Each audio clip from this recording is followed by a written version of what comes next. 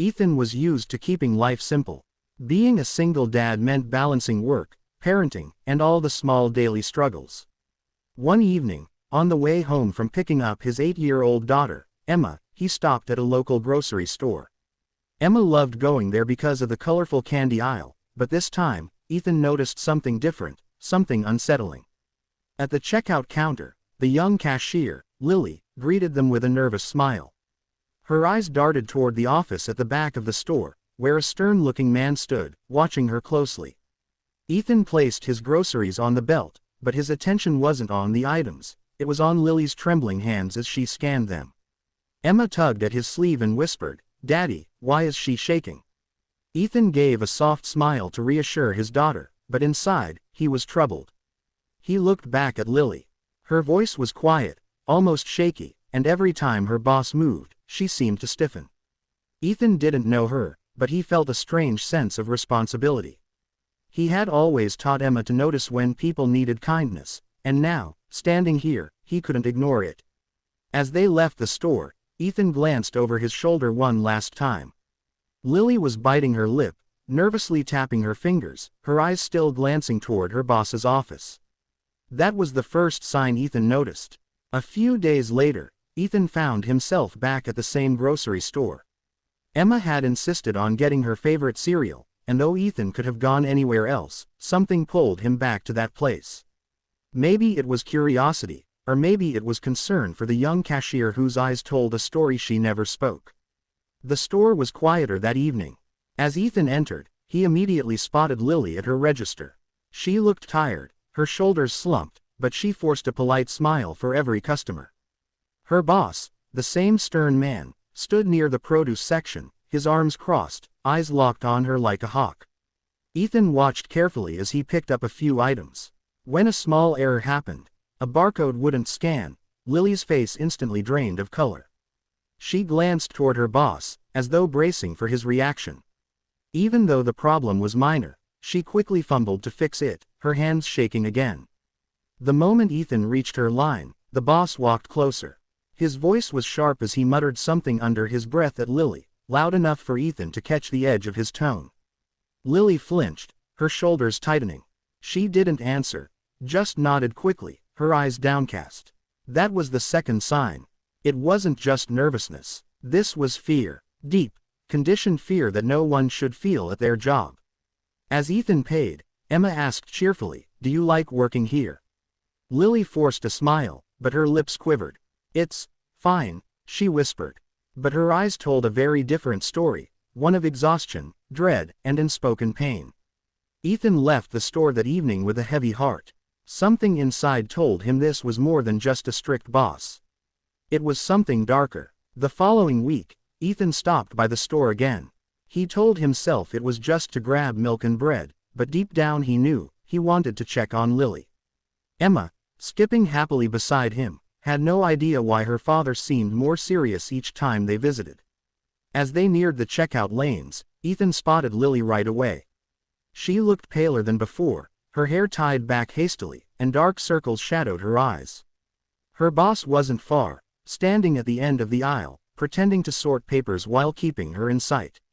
Ethan joined the short line at her register. The customer ahead of him dropped a handful of coins by accident. Lily bent down to help, but in her rush, she knocked over a receipt roll. It tumbled across the counter. Instantly, the boss snapped, clumsy again. His voice cut through the store like a whip. Lily froze. Her face drained of all color as she muttered a soft apology. But what struck Ethan most wasn't the apology, it was the way Lily's body reacted. She lifted her arm quickly, almost protectively, as if shielding herself from an invisible blow. That was the third sign. Emma tugged Ethan's sleeve again, whispering, "Daddy, she looks scared." Ethan nodded quietly, his jaw tightening. He had seen enough. This wasn't just about a bad manager. Lily's fear was rooted in something deeper, something dangerous. The way she flinched wasn't the reaction of someone nervous, it was the reaction of someone who had been hurt before. As Ethan collected his groceries, Lily's trembling hands nearly dropped the bag. He steadied it for her and looked into her eyes. For a brief moment, she met his gaze, and in that flicker of connection, Ethan saw it clearly, her silent plea for help. That night, Ethan couldn't sleep. The image of Lily flinching under her boss's words haunted him.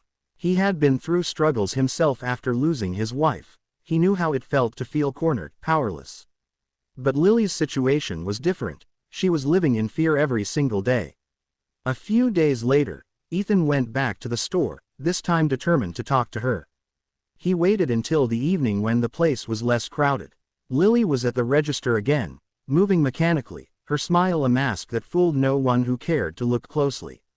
When Ethan approached, he spoke softly. "How are you holding up?" Lily gave her usual forced smile.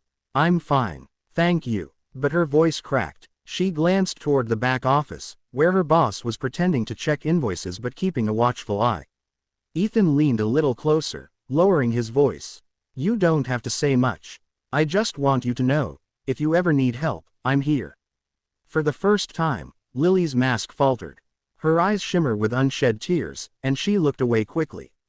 As she handed him his change, her sleeve shifted slightly, revealing a faint bruise on her wrist. She hurriedly pulled the fabric back down, but Ethan had seen it. His chest tightened with anger. Emma, innocent as always, smiled at Lily and said, "You're nice. You should smile more." Lily's lips trembled. She whispered, so softly that only Ethan could hear, "He won't let me leave." It wasn't just a job, it was a trap. And Ethan knew, at that moment, that silence would only keep her prisoner. Something had to change, and he was going to make sure it did. Ethan left the store that night with his heart pounding. Lily's whispered words echoed in his mind, "He won't let me leave." He knew she wasn't just afraid of losing her job, she was afraid of him. The next morning, Ethan called his old friend Mark, a police officer. He explained what he had seen, the trembling, the bruises, the way she flinched as if she had been struck before. Mark listened carefully. "If you're right, Ethan, we need proof. Can you get me something solid?" Ethan nodded. The next time he visited the store, he kept his phone in his pocket, recording. He caught the boss's sharp, demeaning words as he scolded Lily in front of customers. He even managed to capture Lily's bruises when she briefly pushed up her sleeve. Ethan felt uneasy, but he knew it was the only way to help her. That evening, he handed everything over to Mark. Within days, authorities stepped in. The investigation revealed that the boss had a long history of intimidation and harassment, not just toward Lily, but other employees too. Lily had simply been the one trapped the longest. When the police escorted the man out of the store, Lily stood frozen at her register, tears streaming down her face. For the first time, her shoulders relaxed, like a weight had finally lifted. Ethan approached gently with Emma by his side. Emma smiled brightly and said, "See, you're free now. You can smile for real." Lily laughed softly through her tears. She looked at Ethan, gratitude shining in her eyes.